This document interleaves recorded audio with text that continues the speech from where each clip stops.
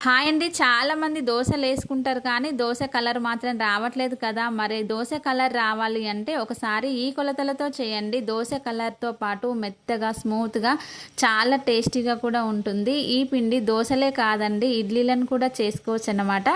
2 గ్లాసుల బియ్యం తీసుకుంటే 1 గ్లాసు మినపగుండ్లను తీసుకొని 2, 3 సార్లు కడిగి నానబెట్టుకోవాలి. ఒక 2, 3 గంటలు నానితే సరిపోతుందండి.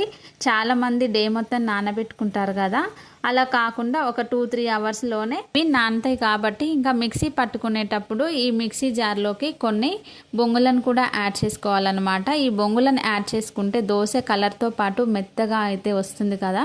ఇంకా ఇది మిక్సీ పట్టుకున్న తర్వాత నైట్ అంతా స్టోర్ చేసుకుంటాం కదా! తెల్లారేసరికే ఈ పిండంతా పొంగి బాగా పులుస్తుంది. ఇలా దోస అయితే పర్ఫెక్ట్‌గా వస్తుందన్నమాట. ఇప్పుడు స్టవ్ పైన పెనం పెట్టుకొని పెనం అనేది బాగా హీట్ అవ్వాలన్నమాట. మీ ఇష్టం, మీరు ఆయిల్తో కానీ వితౌట్ ఆయిల్తో కానీ ఇలా